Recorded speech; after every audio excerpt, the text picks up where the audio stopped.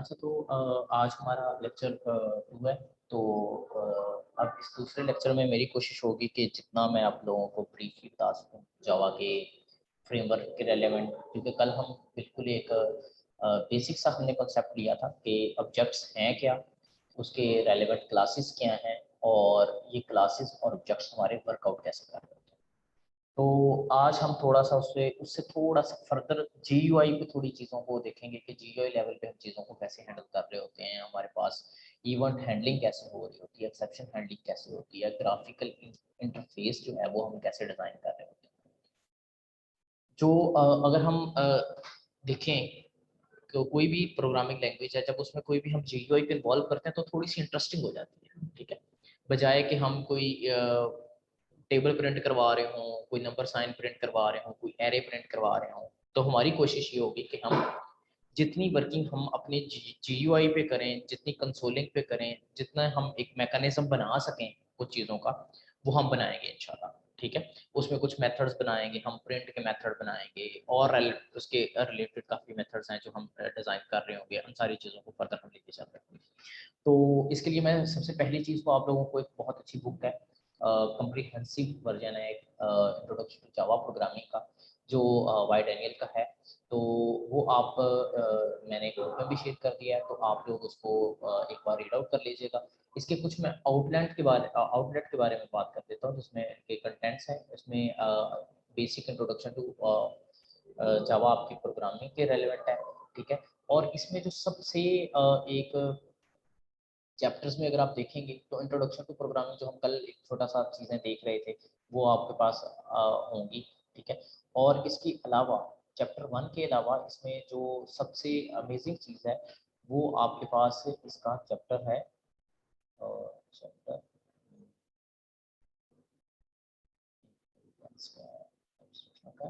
आपका चैप्टर 14 है। ठीक है, चैप्टर 14 एक एडवांस डेवलपमेंट है। ठीक है, जो अभी तो हम स्टार्ट नहीं कर पाएंगे, लेकिन इंशाल्लाह हमारा प्राइमरी फोकस वही होगा कि हम जावा एफएक्स तक कैसे पहुंचते हैं। ठीक है, तो जावा एफएक्स बिल्कुल एक वेब बेस्ड एक जीयूआई आपको देता है, और इसमें मोबाइल एप्लीकेशन आपकी डिज़ाइन हो सकती हैं। Lot of things we can do that in Java FX. तो इसमें हम देखेंगे जावा एफएक्स के लिए हमें किन किन टूल्स की ज़रूरत है, किन किन चीज़ों की ज़रूरत है, वो हम फर्दर देखेंगे। लेकिन उससे पहले जो हमें चीज़ें अंडरस्टैंड करने की ज़रूरत है वो है हमारा इंट्रोडक्शन टू जावा क्या है, आपके एलिमेंट्री प्रोग्रामिंग क्या है, नेमिंग कन्वेंशन कैसे है, वो नेमिंग कन्वेंशन सारी की सारी इसमें स्टैंडर्ड मेंशन है। आपकी केस स्टडीज मेंशन है जो आपकी डिस्प्ले दी करंट टाइम के रेलेवेंट है। ठीक है, इसमें टाइम जोन भी आएगी, चीज़ें बहुत सारी चीज़ें आएंगी, सिलेक्शन के रेलेवेंट आपकी कुछ केस स्टडीज। ये बेसिकली जितनी भी वर्किंग है सारी की सारी इस बुक के अंदर by case study and by example है, जो मेरे ख्याल तक सबसे अच्छी बुक मुझे मुझे मेरे पढ़ने में जो आई थी, तो मुझे सबसे अच्छी लगी थी जब मैं पढ़ रहा था इसको। तो मैथ के रेलेवेंट कुछ फंक्शन प्रोसीजर्स की बात की गई है, लूप के बारे में, फिर मेथड्स है, फिर एरेज के बारे में, ऑब्जेक्ट एंड क्लासेस है जिसका कल हम ओवरव्यू एक ले रहे थे। आपको उसका ओवरव्यू पहले इस वजह से दिया है ताकि आप लोगों को एक माइंड सेट के अंदर एक प्रोग्रामिंग का एक व्यू हो कि प्रोग्रामिंग में हम कर क्या कह सकते हैं और किस किस तरह की चीज़ें होंगी और किस तरह हम चीज़ों को लेकर चल रहे होंगे और को हम किस तरह डील करेंगे। और इसमें इनहेरिटेंस पॉलीमॉर्फिज्म की कुछ बातें हम करेंगे। एक्सेप्शन और हैंडलिंग है, हमारी टेक्स्ट आयो एक हमारी एपीआई है, उसमें हम बात करेंगे। हमारे एब्स्ट्रैक्ट क्लासेस हैं, इंटरफेसेस हैं। उसके बाद हमारे हैंड्स ऑन इतने अच्छे हो जाएंगे कि हम उसमें जावा एफएक्स की बेसिस पे हम चले जाएंगे। जावा एफएक्स जो कि बेसिक्स हैं वो सिर्फ हम इस चैप्टर में पढ़ेंगे। उससे आगे जितने भी चैप्टर हैं, ओके, चैप्टर नंबर 15, 16, 17, जितने भी आगे सारे के सारे चैप्टर्स हैं वो हम कोशिश मैं करूंगा कि मैं आपको पढ़ाऊं, लेकिन मैं पढ़ा नहीं पाऊंगा। तो मेरी कोशिश होगी कि मैं इंशाल्लाह हम उसको किसी सेशन में हम कंडक्ट करेंगे, उन चीज़ों को लेकर चलेंगे। तो आज अगर हम देखते हैं, कल आप लोगों में से मोस्टली आमर आपने भी प्रैक्टिस की होगी, आप मुझे दिखा रहे थे यार, असल मैं देख नहीं पाया उन चीज़ों को। तो इसमें अभी हम एक जीयूआई का ओवरव्यू लेते हैं कि हमारे पास हम जावा के अंदर जीयूआई बनाते कैसे हैं, जीयूआई होते किस टाइप के हैं, उसमें किस टाइप की वर्किंग की जा सकती है, और प्रोग्रामिंग की जो एक्चुअल वर्थ है जावा की वो किस लेवल तक हम उसको अचीव कर सकते हैं और कहाँ कहाँ तक हम उसकी अप्रोच को लेके चल सकते हैं। ठीक है, तो आपको बुक मैंने आपको अभी बता दी है कि आपने ये बुक ले लेनी है, इसको एक सीक्वेंस से स्टार्ट कर देना। ठीक है, सबसे पहले कोशिश कीजिएगा आप इसका चैप्टर 9 जो है इसको रीड आउट कर लें, ऑब्जेक्ट और क्लासेस का, ताकि आपके जहन में एक कॉन्सेप्ट बिल्ड हो जाए कि एक्चुअली हम जिन ऑब्जेक्ट्स के साथ, जिन टूल्स के साथ हम प्ले करने जा रहे हैं वो है क्या। उसके बाद आप, अगर मैं कोशिश कहूँगा कि आप ऑब्जेक्ट ओरिएंटेड थिंकिंग जो है इसको थोड़ा सा टच दे दीजिएगा, ताकि आपके माइंड में हो, जब हम कोई वेरिएबल डिक्लेयर कर रहे हो, हम किसी भी प्रोसीजर के अंदर या किसी भी मेथड के अंदर कोई भी चीज़ बना रहे हैं, तो हमें पता हो कि ये किस कॉन्सेप्ट के थ्रू यहाँ से ड्रैग हुई है। यानी अगर हम एरे की बात करते हैं, एरे में कोई वैल्यू स्टोर करवाई है या एरे से कोई वैल्यू ली है, तो हमें मैकेनिज्म पता हो कि इसका ऑब्जेक्ट कैसे क्रिएट किया है, न्यू का कीवर्ड क्या करता है। ठीक है, तो इस तरह की काफ़ी चीज़ें हैं जो हमारे कॉन्सेप्ट में आना शुरू हो जाएंगी। तो अभी मैं आप लोगों के साथ शेयर करता हूँ हमारे नेटबीन्स की स्क्रीन। तो अभी आपके पास एक नेटबीन्स की स्क्रीन आ गई होगी, तो हमारा जावा लेक्चर 2 का एक ट्यूटोरियल ओपन है। तो इसमें अभी हम कल देख रहे थे कि हमारे पास एक हमने एक बनाया था ऑब्जेक्ट और उसकी क्लासेस बनाई थी, उनको कॉल करवा के देखा था, उनके स्टैटिक मेथड्स और नॉन स्टैटिक मेथड्स को देखा था। नॉन स्टैटिक मेथड्स को भी आपको पता था क्या थे, और स्टैटिक मेथड्स का भी आपको पता था कि वो क्या थे। आज हम उसकी थोड़ी सी प्रैक्टिकल यूजेज पे बात करेंगे कि कौन सी ऐसी रिक्वायरमेंट होती है, कौन सा ऐसा मैकेनिज्म होता है जब हम कहते हैं कि यार हमें स्टैटिक मेथड यूज करना चाहिए। ठीक है, यानी कि कौन सी ऐसी आपकी स्पेसिफिक रिक्वायरमेंट आ गई है जो आपको, जिस पे हमें पता चल गया कि हमें ना यहाँ पर अब स्टैटिक मेथड हम यूज करेंगे, इसके अलावा कोई भी मेथड हम यूज नहीं कर सकते। ठीक है, अच्छा, अगर हम इसमें सिंपली अगर हम बात करें तो हम यहाँ पे न्यू पे जाके एक नई सबसे पहले तो एक नया पैकेज लेते हैं, और उस पैकेज का मैं नाम रखता हूँ GUI। इस पैकेज के अंदर जितनी भी GUI क्लासेस हैं वो सारी की सारी हम बनाएंगे। इसमें सबसे पहले हम एक बना लेते हैं। आपके पास जब आप जावा पे क्लिक करते हो तो जावा आपको कुछ ऑप्शंस देता है। आपने जावा क्लास बनानी है, आपने इंटरफेस बनाना है, एनएम बनाना है, एनोटेशन टाइप बनानी है, एक्सेप्शन बनानी है, package info, lot of things are available है। अगर आप कहते हो कि नहीं, अगर हम उसके किसी भी स्विंग GUI फॉर्म पे जाते हैं तो आपको कहता है डायलॉग फॉर्म बनाना है, जे फ्रेम फॉर्म बनाना है, पैनल फॉर्म बनाना है, एप्लीकेशन फॉर्म बनाना है, जो आपने बनाना है आप बता दें। ठीक है, तो हम एक सिंपल एप्लीकेशन फॉर्म बना लेते हैं जिसके अंदर मेन्यू वगैरह लगे हुए हैं, सारी चीजें लगी हैं, ताकि हमें एक व्यू टेबल चीज एक मिल जाए। अगर MDI विंडो बनानी है तो MDI विंडो भी आप आल्सो बना सकते हो, लेकिन हम सिर्फ और सिर्फ अभी एप्लीकेशन फॉर्म पे जाते हैं। आप यहाँ पर आप फॉर्म का नाम रखते हैं, लेट्स सपोज हम कह देते हैं कि डिस्प्ले स्क्रीन फॉर स्कूल। ठीक है,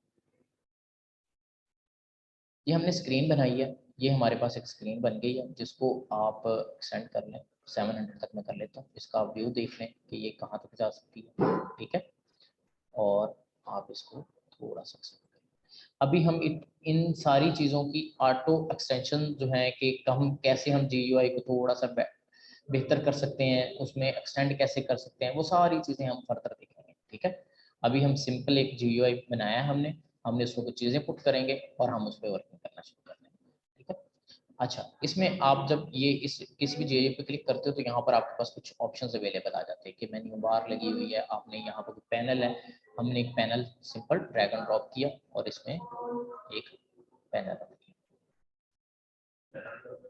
पैनल जो है बिल्कुल लाइक आपकी एक विंडो में एक कैनवस है। आप अगर हम इसको बहुत एक शॉर्ट से फ्रेम की में बात करें तो हमारे सामने जो कोई भी LCD ओपन है, ठीक है, ये आपका एक लाइका आपकी विंडो, और लाइका आप कह लो कि आपका आप एक कंसोल है जिसके ऊपर आपकी चीजें नजर आ रही हैं आपको, जो जिसका फिजिकली कुछ इंटरेक्शन है हमारे साथ। लेकिन इसी एक window screen, fixed window screen के अंदर हम कुछ चीज़ों को मूव कर रहे हैं, ड्रैग कर रहे हैं, ड्रॉप कर रहे हैं, कुछ चीज़ें आ रही हैं, कुछ जा रही हैं। ठीक है, तो वो सारे के सारे, जिस तरह हमारी अभी हम बात करें तो हमारे पास जूम का सेशन खुला हुआ है, ये भी हमारा एक फ्रेम है विंडो के लिए।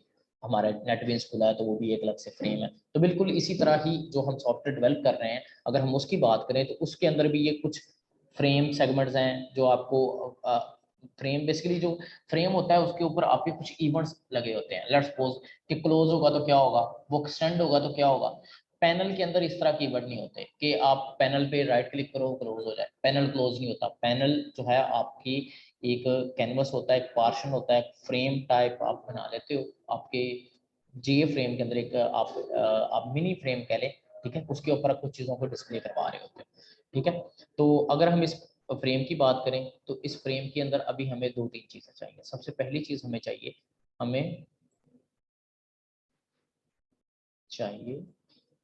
टेक्स्ट एरिया, क्योंकि हमने डैश एक कंसोल बनानी है, ठीक है। तो हम इस कंसोल को ऐसे करना है, ठीक है। और एक पैनल हम और लेते हैं ताकि हमारा बेसिकली जो पैनल होते हैं ये लेआउट को कंट्रोल करने के लिए, डिफरेंट टाइप के ऑब्जेक्ट्स को कंट्रोल करने के लिए आप बनाते हो, ठीक है। अभी हम इसमें कुछ भी बटन रख लेते हैं, लेट्स सपोज के, ठीक है, इस पैनल के अंदर अगर इसमें सेट लेआउट होता है, ठीक है। इस चीज़ को आप रीड आउट कर लीजिएगा, क्योंकि मैं इसको फर्दर आपको आप खुद भी थोड़ा सा इसे रीड कीजिएगा। तो इसमें बेसिकली सेट लेआउट ये होता है कि आपका जो पैनल है उसका लेआउट क्या होगा, उसमें चीज़ें डिस्प्ले किस स्टाइल में हो रही होंगी। फ्री डिज़ाइन के अंदर आप जिस फील्ड को जहाँ पे रखोगे वो वहीं की वहीं फिक्स रहेगा। बेसिकली जो लेआउट है इसका ताल्लुक ये है कि आप जो एप्लीकेशन बना रहे हो माइट भी पॉसिबल हो जिस लैपटॉप पे चलनी है उसकी स्क्रीन 600 मल्टीप्लाई 8000 उसकी रेजोल्यूशन है, एक और स्क्रीन है जिसके ऊपर वो चल रही है उसकी रेजोल्यूशन इससे ज़्यादा है। तो आप रेजोल्यूशन अपने सिस्टम की रेजोल्यूशन के हिसाब से सॉफ्टवेयर तो नहीं डिज़ाइन कर सकते। तो आप फिर पैनल जो बनाते हो तो उसको सेट लेआउट देते हो कि अगर इन केस आपकी स्क्रीन एक्सपैंड होती है तो आपने इन चीज़ों को कहाँ फिक्स करना है, जब वो श्रिंक होती है तो अपनी चीज़ों को कहाँ फिक्स करना है, मिनिमाइज के केस में कहाँ जाओगे, मैक्सिमाइज के केस में कहाँ जाओगे, ठीक है। अगर कोई रेजोल्यूशन को चेंज करता है तो कहाँ पे जाओगे, फ्रेम को रीसाइज किया तो कहाँ पे आप फिट कर रहे हो, ठीक है। तो इस हिसाब से चीज़ें नजर आ रही है। बाय डिफॉल्ट फ्री स्टाइल होता है, ठीक है। फ्री स्टाइल में ये होता है जब चीज़ें एक्सपैंड होती है पता नहीं चलता आपका जीयूआई जिस स्क्रीन के लिए आपने बनाया तो उसको बड़ा खूबसूरत लग रहा होता है, लेकिन जैसे ही चीज़ें एक्सपैंड होती हैं वो जीयूआई आपका जो है वो आपकी फील्डें आउट ऑफ कंट्रोल हो जाती हैं, आपका जीयूआई आउट ऑफ कंट्रोल हो जाता है। कलर कम्बिनेशन जो है आपका फ्रेम ए फ्रेम अलग नजर आ रहा होगा, बी फ्रेम अलग नजर आ होगा, बटन की नेविगेशन अलग नजर आ रही होगी, ठीक है। तो अभी हमारे पास ये फील्ड आ गई है, इसकी हमने अभी इस पे हम कोड करेंगे। कोड करने के लिए हमारे पास कुछ यहाँ पे प्रॉपर्टीज होती हैं इस फील्ड की।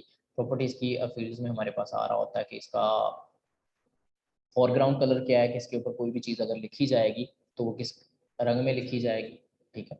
और अगर हम बैकग्राउंड कलर की बात करते हैं तो हम इसको कंसोल को हल्का सा इसको ग्रे शेड ताकि डिस्प्ले। अच्छा, तो ये आ गया हमारे पास। इसमें इवेंट्स होते हैं कि जब आपका डिफरेंट टाइप के इवेंट्स हैं, बटन प्रेस हो क्या हो, ड्रैग एंड ड्रॉप हो क्या हो, जो भी इवेंट चाहे आप कोड यहाँ पे लिख सकते हैं।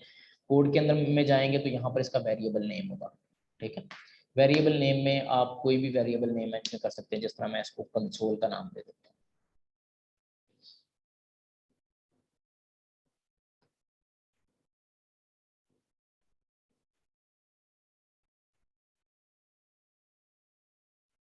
ठीक, इसको मैंने स्टैटिक स्टैटिक क्यों किया।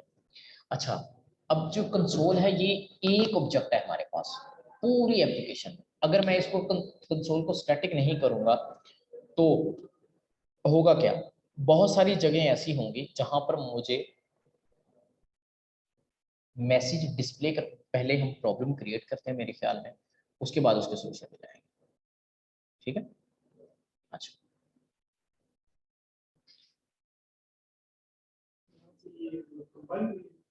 सिर्फ कोड को कंपाइल करते हैं। तो ये हमारे पास बटन है, हमने इसको बटन प्रेस कर दिया, अपडेट, इसका वेरिएबल नेम देते हैं,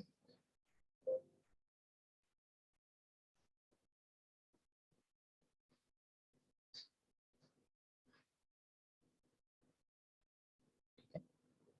और इसका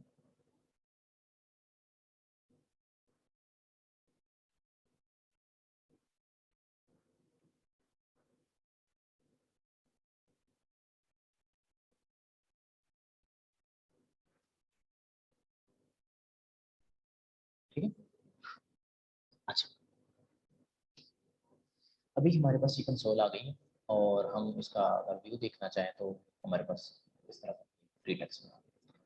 अच्छा, अगर इसके ऊपर कोई लेआउट हमने इम्प्लीमेंट की होती तो ये वाली जो कंसोल है ये कंप्लीट ओपन हो जाती और ये बटन भी थोड़ी सी अपनी पोजीशन सेट कर लेते। ठीक है, वो हम डिटेल में फर्दर वो एक बहुत ग्राफिकल इंटरफेस बनाने के लिए काफ़ी आपको स्ट्रगल करना है। अच्छा, आप सोर्स में जाओगे। अभी हमने कल देखा था कि हमने यहाँ पर कोई भी कोड लिखेंगे तो वो रन हो जाएगा। ठीक है, हम इसको रन करेंगे तो आपके पास यहाँ पर ये आपको कुछ भी इसने डिस्प्ले नहीं करवाया, क्योंकि स्टार्ट प्रोग्राम में हमने कुछ भी नहीं लिखा, जबकि हम इस GUI को बना चुके हैं। अगर हम इस GUI को बना चुके हैं तो इसको कॉल करवाने के लिए हमें इस मेथड को यहाँ पर डिक्लेयर करना पड़ेगा। ठीक है, हम यहाँ पर कह सकते हैं कि ये हमारा ये हमारी क्लास है। ठीक है, जिसने एक्सटेंड किया है हमारे जे फ्रेम को। इस क्लास को हमने दिया नाम कंसोल का न्यू,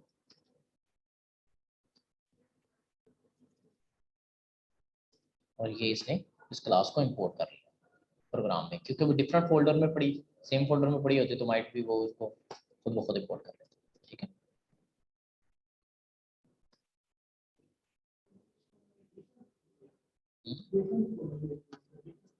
डिफरेंट फोल्डर में इसलिए रखा ताकि आपको एक्सेसर समझ आए। ठीक है, तो अभी क्या हुआ है, ये कंसोल हमारे पास डिस्प्ले हो गया। ठीक है, नीचे प्रोग्राम वो दिखा रहा है कि आपकी एप्लीकेशन इस वक्त चल रही है। ठीक है, इस बटन पे प्रेस करूंगा तो अभी कोई भी इवेंट परफॉर्म नहीं हो रहा। ठीक है, अच्छा, अभी हम यहाँ पर जाएंगे। ठीक है, यहाँ पर जाकर हमने सबसे लास्ट पे एंड ऑफ वेरिएबल से, अच्छा, इसका अपना भी मेन मेथड होता है। ठीक है, अगर आप चाहें तो उसको कमेंट आउट भी कर सकते हैं। ठीक है, ये इटसेल्फ भी अपने एक मेन मेथड में चल रही होती है।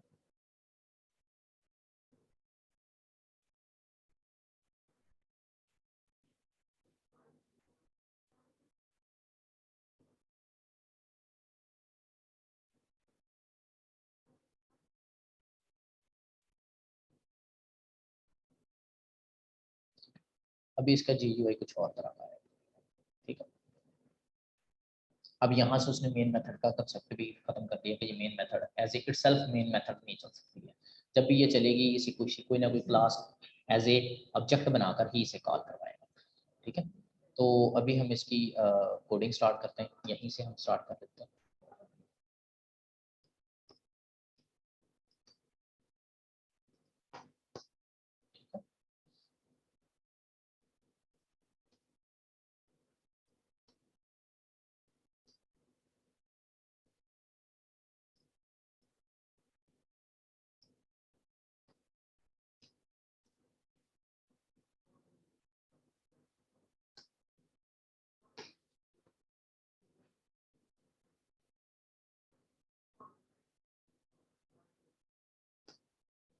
ठीक है, डिस्प्ले टेक्स्ट, और इसको हमने एक स्ट्रिंग पैरामीटर ले लिया है।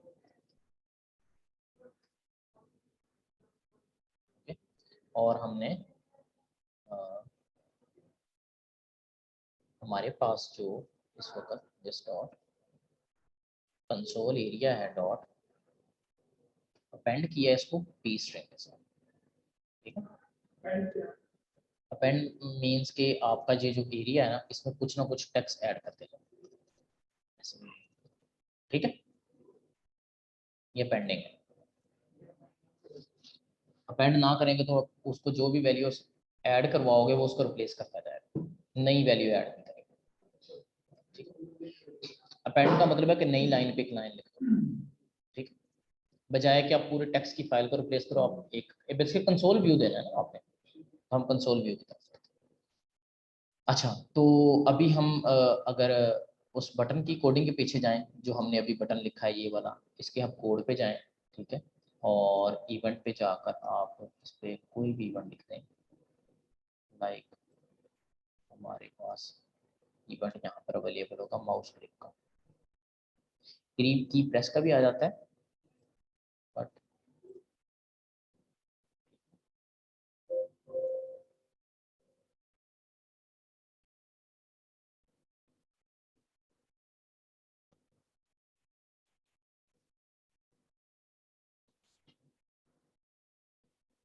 और जैसे ही हमने इवन लिखा उसने यहाँ पर लाकर एक मेथड बना दिया प्राइवेट का, ठीक है।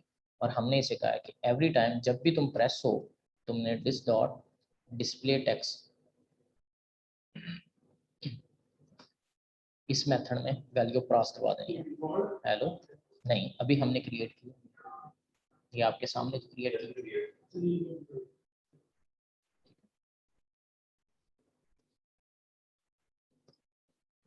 This is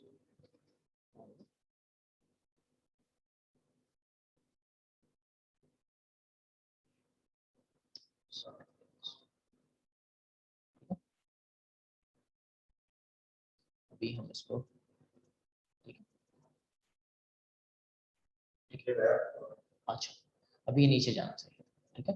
अच्छा, अब कभी भी टेक्स्ट को आपने नेक्स्ट लाइन पे मूव करवाना है, उसमें आपके पास एक ऑप्शन होता है, आप ठीक है, ताकि एक लाइन लिखने के बाद आप अगली लाइन पे चले, ठीक है, LN/, ठीक है।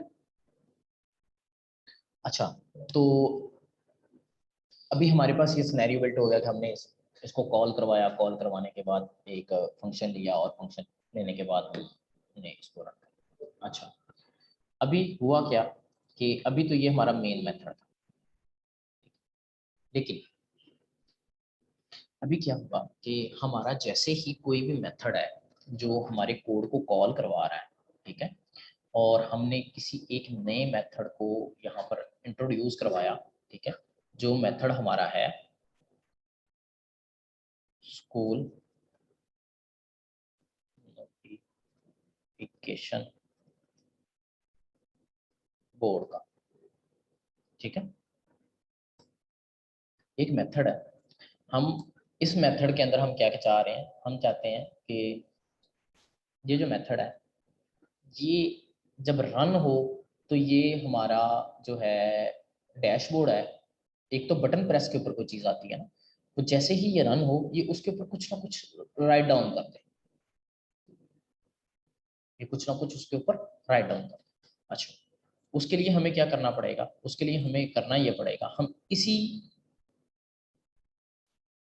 ये मेथड है, ये हमें चाहिए उस पर कोई ना कोई डाटा राइट डाउन करवाने के लिए, ठीक है, क्योंकि हमारा ये जो कंसोल ऑब्जेक्ट है, ये वाला ऑब्जेक्ट, ये भी इसी मेथड में फंक्शन क्लास में पड़ा है, ये बटन भी इसी हमारी क्लास में पड़ा हुआ है, और ये जो डिस्प्ले वाला फंक्शन है ये भी इसी क्लास में पड़ा है, ठीक है। तो क्या करूंगा मैं मेरे पास दो तरीके हैं। पहला तरीका ये है कि मैं यहाँ जाऊं और इस क्लास को जाकर यहाँ पर डिक्लेयर करूं, मैं यहाँ पर जाकर, ठीक है,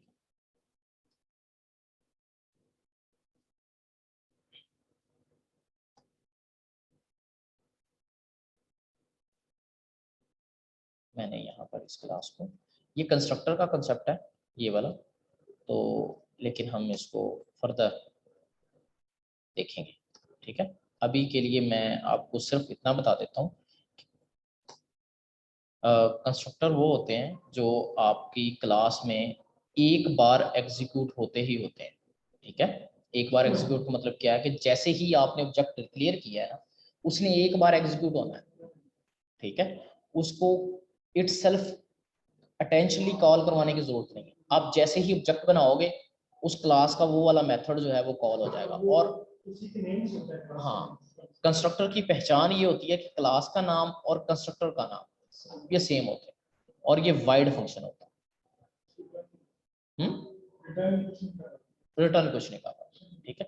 अच्छा, अभी क्या हुआ है कि अभी मैंने ये फंक्शन लिया है और यहाँ पर मैंने कहा अच्छा सबसे पहले तो ये डिस्प्ले करवाओ, डिस्प्ले करवाने के बाद स्कूल नोटिफाई बोर्ड का जो ऑब्जेक्ट है ना इसको ले आओ ताकि हम वैल्यू शो करवा सकें, ठीक है। अच्छा, दूसरी चीज क्या है, ये कंसोल मैंने शो करवाई, कंसोल पे मैंने डिस्प्ले करवाना है, मैंने कहा डॉट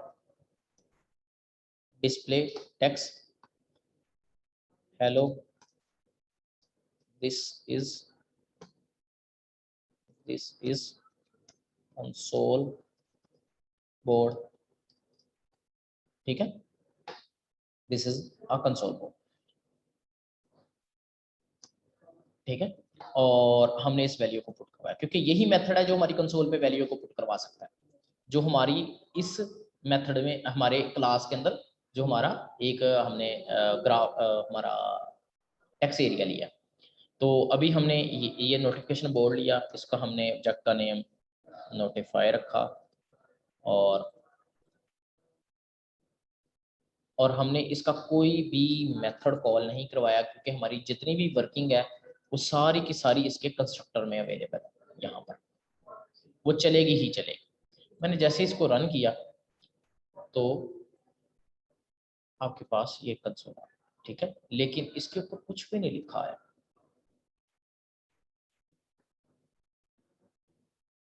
इसको कुछ भी नहीं। अच्छा अच्छा, इसके ऊपर आपके पास कुछ भी नहीं लिखा है। उसकी रीजन क्या है? उसकी रीजन पहली ये थी कि आपके पास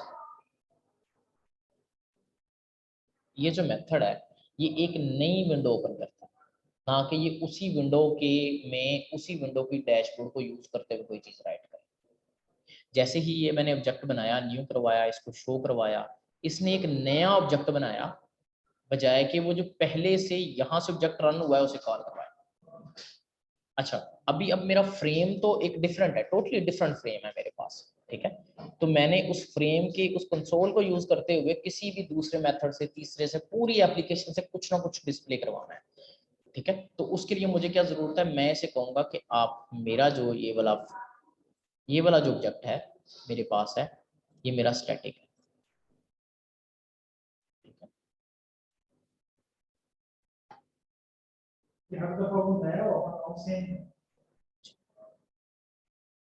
ठीक है, अब ये वाला जो मेरा ऑब्जेक्ट है वो यहाँ पर इसने स्टैटिक क्रिएट कर दिया होगा, ये, ठीक है। कंसोल एरिया जो है वो स्टैटिक इसने कर दिया, ठीक है। अच्छा, अभी यहाँ पे ये हम जाते हैं अभी, ठीक है। अभी हमें कुछ भी नहीं करना,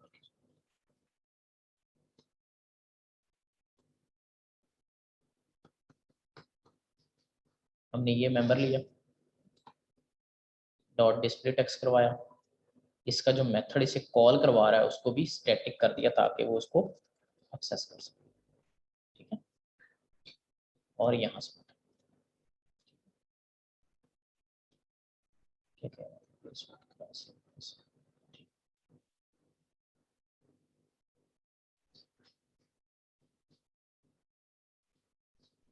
अच्छा, और हमने अच्छा, अभी ये क्या एरर दे रहा है?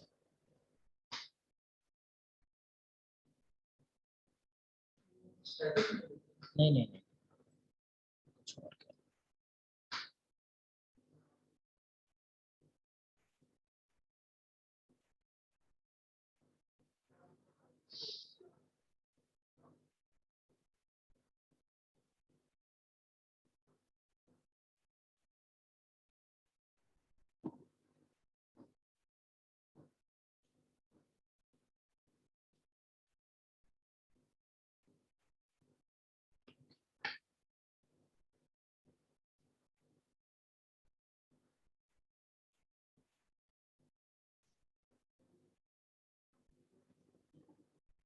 अच्छा, कह रहे कि आप जो जिस मेथड से आप यूज कर रहे हो, जहाँ से जो फंक्शन आपका कंस्ट्रक्टर आपका कोड यूज कर रहा है, वो आपका, क्योंकि आपने वेरिएबल स्टैटिक बना दिया है ना, तो वो भी आपका क्या होना चाहिए, स्टैटिक होना चाहिए, ठीक है।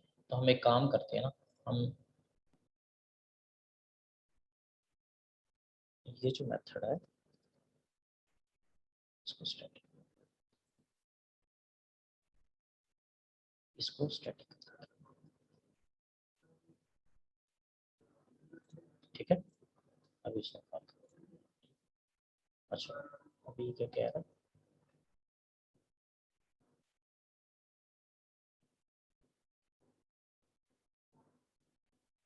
अच्छा, अभी हमारे पास वो रिजल्ट नहीं आया जो हम एक्सपेक्ट कर रहे थे कि ये हमें ये शो करना था, ठीक है। लेट्स सी, यहाँ से हम एक वैल्यू को आके देखते हैं।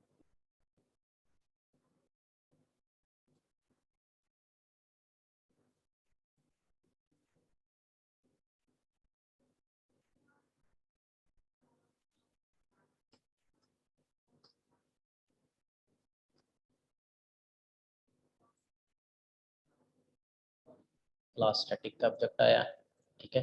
अच्छा, और हमारा यहाँ से कंस्ट्रक्टर फायर हुआ है।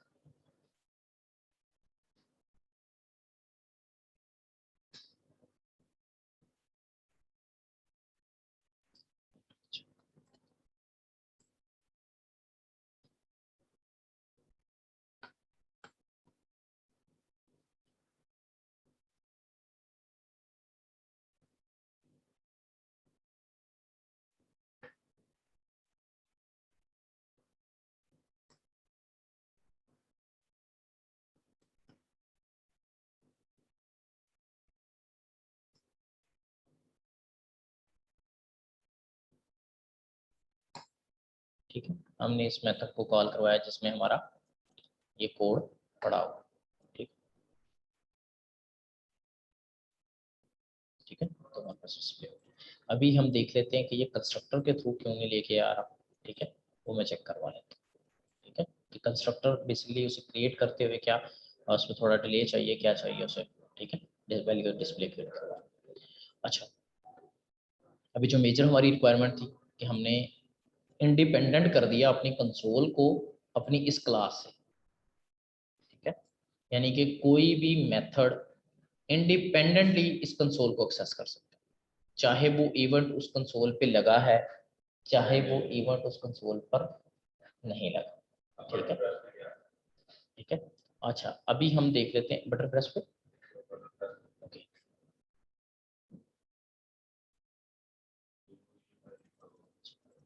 फिक्स डन, ठीक। लेट्स सी, अभी हम उसकी एग्जांपल देख लेते हैं कि सिम्ulटेनियसली इन्होंने वर्क करना होता है, क्योंकि अगर हम नया ऑब्जेक्ट बनाते तो हम उस कंसोल को शेयर नहीं कर पाते थे, ठीक है। हमने कंसोल बनाया जिसको हम मल्टीपल मेथड्स के साथ शेयर कर सकें, उनसे कुछ डाटा ले सकें, कुछ इनपुट्स कर सकें।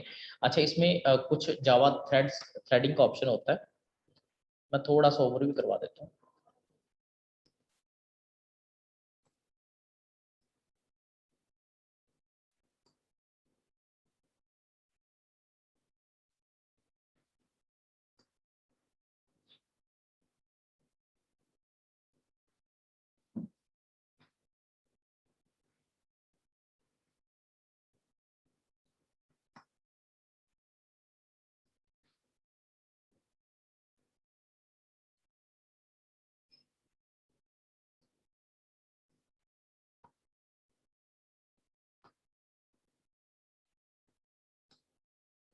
थ्रेड हमने बनाया और उसका नाम हमने लेट्स सपोज कुछ भी रख देते हैं, ABCD कोई भी रख देते हैं, लेट्स सपोज हम क्या देते हैं,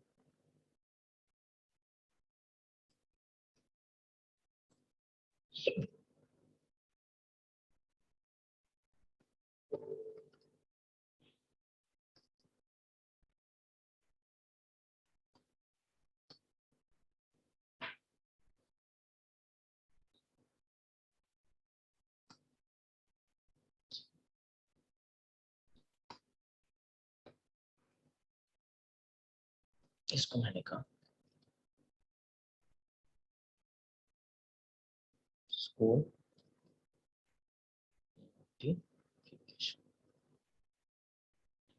थ्रेड का नाम रख दिया और नहीं, ये नाम सेट किया ताकि हमें पता चल सके कौन सा थ्रेड एक्सिक्यूट हो, ठीक है। और ये हमने थ्रेड बनाया एक जो हमारा continuously after 1 second, after 3 second run हो रहा होगा, लेकिन अभी ये वन टाइम रन होगा। तो अभी हम इसको देख लेते हैं ये कैसे कैसे अचीव कर पाते हैं, ठीक है। अच्छा, तो ये थ्रेड है।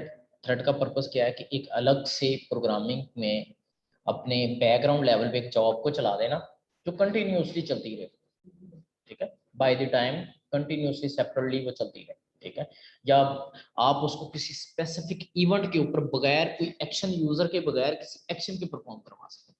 लेट्स सपोज आप कहो कि हम एक एग्जांपल सेट कर लेते हैं कि एक काम जो है, एक let's suppose user button press करता है, तो 2000 रिकॉर्ड जो है वो एक डेटाबेस से उठ के दूसरी डेटाबेस में जाते हैं। अच्छा, जब वो बटन प्रेस करता है तो एक ट्रिगर फायर होता है। अब जो एक ट्रिगर है उसकी लिमिट है डाटा को प्रोसीड करने की, तो वो 1 मिनट के अंदर या 1 सेकंड के अंदर कितना डाटा उठाकर दूसरे ब्लॉक में फेंक देता है। वहां पर मैं कहता हूं कि जब यूजर ट्रिगर करे तो आप 4 मेथड्स एग्जीक्यूट करो, 4 डिफरेंट मेथड्स एग्जीक्यूट करो, हर मेथड उस डाटा को चंक्स में पकड़े, यानी 2000 डाटा है तो 500 के रिकॉर्ड को पकड़े और डेटाबेस में इंसर्ट कर दे, जो कि हमारा फास्ट काम हो जाता है।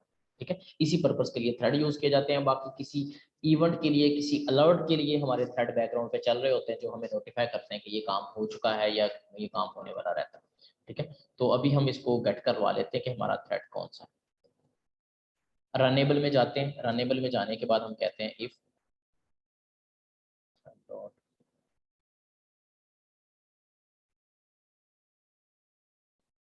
करंट है थ्रेड इक्वल, अगर तो ये करंट थ्रेड ये है तो फिर आप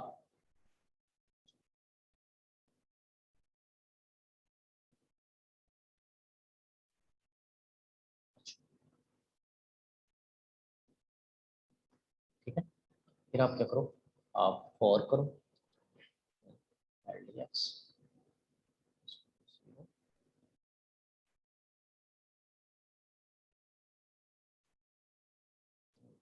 over 1000 और ठीक है,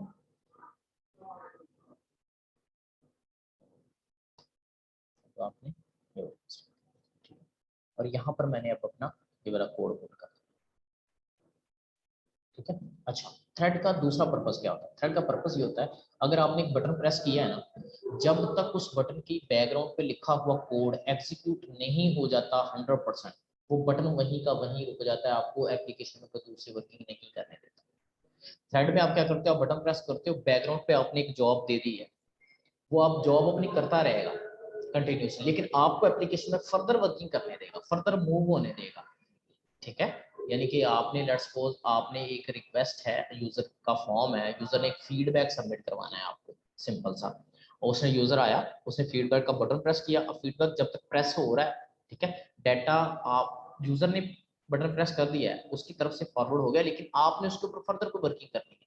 अगर हम थ्रेड नहीं लगाएंगे तो वो अपलोडिंग में जितना टाइम लगेगा, यूजर वहां पर स्क्रीन पे स्टक हो जाएगा, वेट करता रहेगा। ठीक है, जो हमारी फर्दर वर्किंग है वो हम उसको अपलोडिंग पे खुद करवाते रहे थ्रेड के थ्रू, बाकी यूजर फ्री हो ताकि वो अपनी वर्किंग को कंटिन्यू रखे। ठीक है, तो इसमें हमने कहा कि नोटिफिकेशन आईडी शो करवाते हैं, notify number ID, notify number, और नोटिफाई नंबर में हमने बस IDX।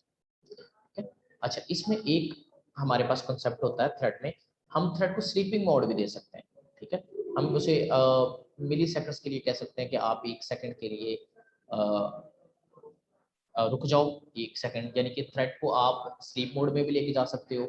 उसको थ्रेड्स को मैनेज करने के लिए पूरी एक जॉब है कंप्लीटली, जो अभी हमारे लड़के माशाल्लाह बड़ा अच्छा चीता हमारा लगा हुआ है। तो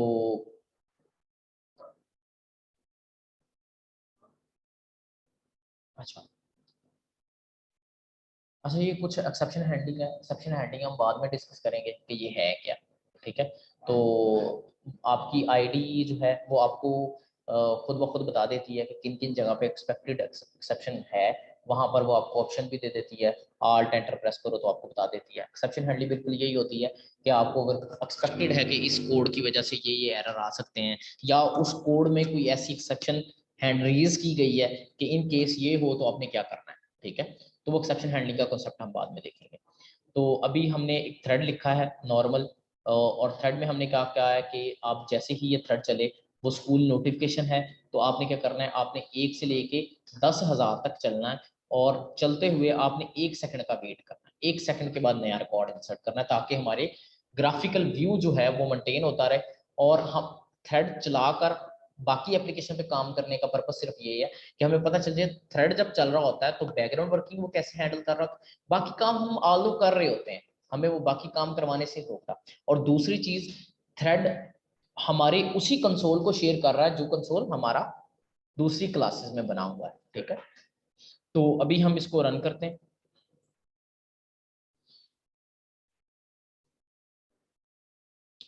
कह रहा है कि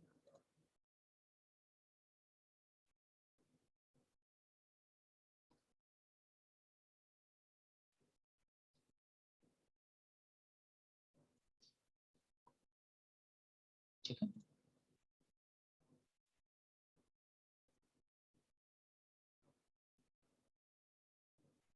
थ्रेड चला है, अभी हम इसको डायग्नोज करवा देते हैं। System dot out dot print 9।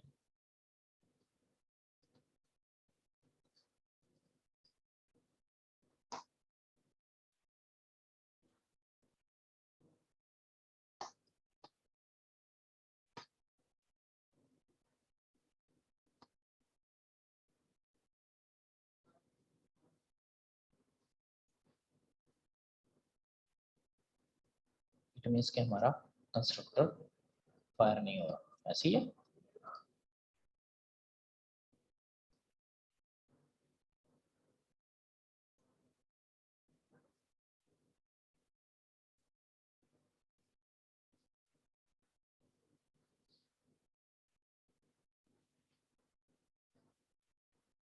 Okay, constructor के साथ वाइड का फंक्शन नहीं आता, उसके साथ सिर्फ एक्सेसर आता है। Sorry my bad. ओके, तो मेरा नहीं ख्याल आप इनकी हमें जरूरत पड़ेगी, अगर पड़ी तो हम दोबारा लगा लेंगे। मैं इसको कॉपी करके रख।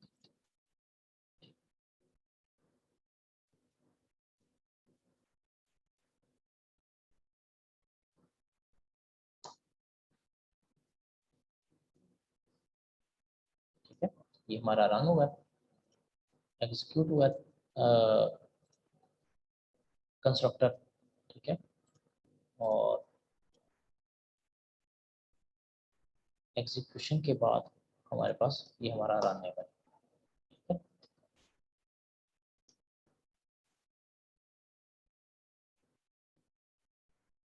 ठीक है, यहाँ तक।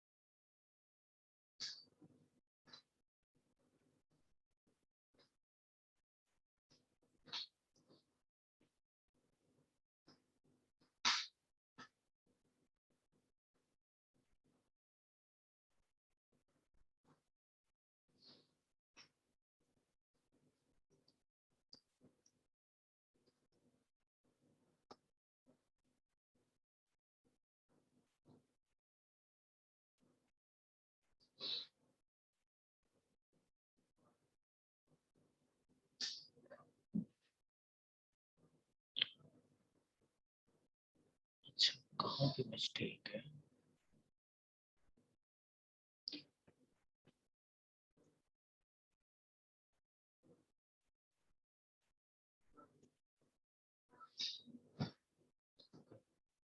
अच्छा, यहाँ पर ना एक छोटी सी मिस्टेक है।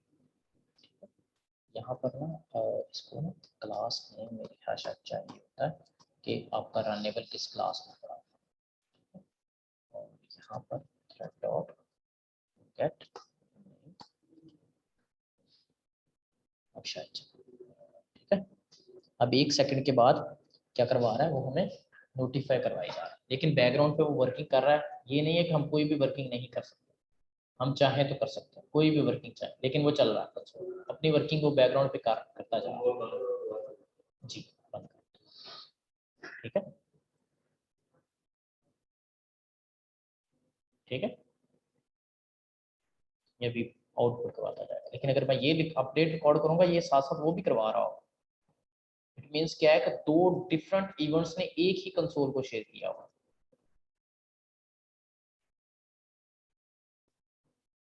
ठीक है, 2 डिफरेंट इवेंट्स होते हैं, 2 डिफरेंट थ्रेड्स हो सकते हैं। माइट भी, यानी कि ये हमें नंबर्स को प्रिंट करवा रहा है, और एक नया थ्रेड हो जो कंटिन्यूसली कुछ और डाटा प्रिंट करवा रहा हो। तो दोनों के दोनों डिफरेंट वर्किंग कर सकते हैं। ठीक है, ये पॉसिबिलिटी है।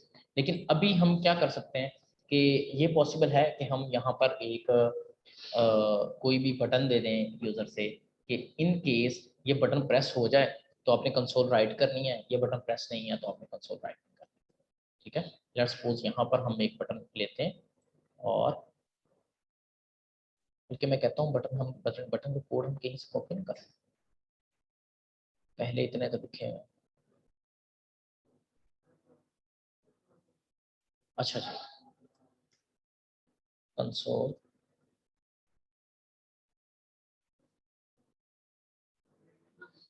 अच्छा, हमने कंसोल का बटन ले लिया। ठीक है, और इसी का हम एक नाम रख लेते हैं अपने पास।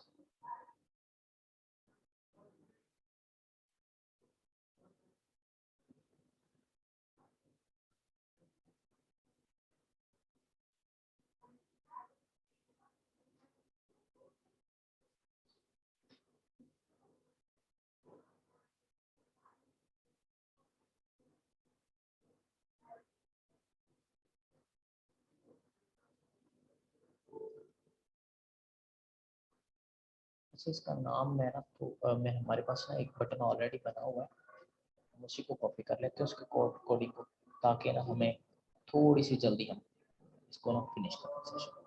ठीक है, कंसोल का बटन है और इसके बटन के इवेंट पे आप गए हो और इवेंट पे जाने पे के बाद आपने यहाँ पर लगा दिया है व्हेन माउस।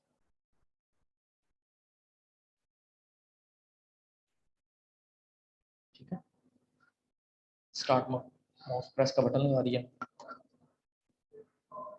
यहाँ पर हमने इस एप्लीकेशन स्टॉप का एक बूलियन वेरिएबल ले लेते हैं। ठीक है, हेडर लेवल पे जो आपका स्टैटिक होगा। स्टैटिक का मकसद ये है कि उसको कभी भी आप एक्सेस करोगे तो उसकी जो वैल्यू है वो हमेशा पूरी एप्लीकेशन में सेम रहेगी।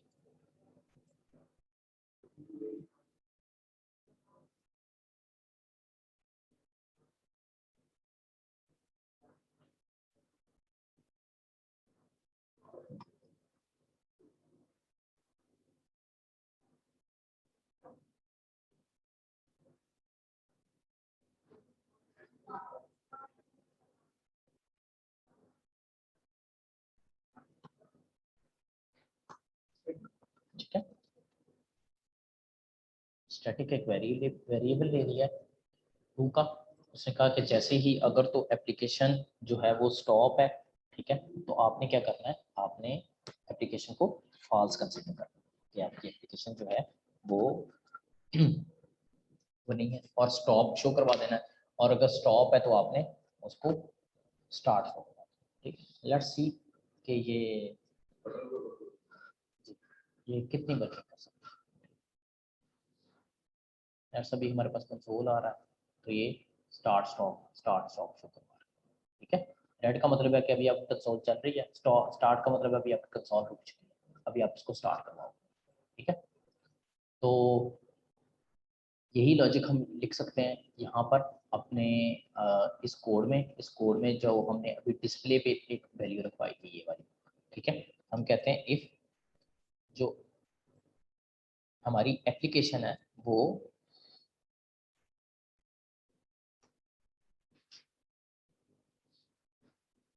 स्टॉप है या स्टॉप नहीं है तो आपने डिस्प्ले करवाना है, वरना डिस्प्ले नहीं करवाना।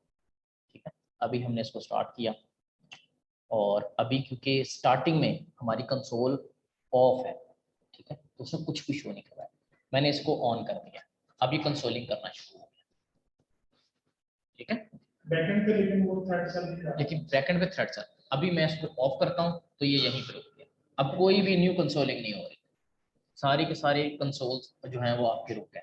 अभी मैंने इसको दोबारा स्टार्ट करवाया तो वो 25-26 से दोबारा स्टार्ट हो गया। अच्छा, इसमें अभी अगर हम रिक्वायरमेंट देखें कि अभी ये रिक्वायरमेंट है कि जैसे ही स्टॉप हो दोबारा ऑन हो तो हमारी कंसोल फ्री हो जाए। ठीक है, वो आप कर सकते हैं। उसके लिए कोई ज़्यादा बड़ी लॉजिक नहीं है, उसमें आप दोबारा उसी बटन की प्रॉपर्टी पे जाएंगे कि इन केस अगर तो आपकी कंसोल आपकी ऑफ है, ठीक है, आप उसको दोबारा ऑन करने लगे। ठीक है, तो उससे पहले आप जाकर this dot console this dot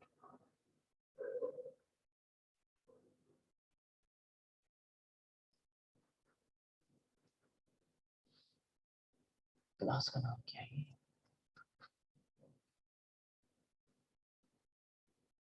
console area, ठीक है। अभी हमने इसको चलाया, यहाँ से कंसोल है, क्या कह रहा है, नल पॉइंट एक्सेप्शन, क्योंकि उसने पहले नल कर दिया था।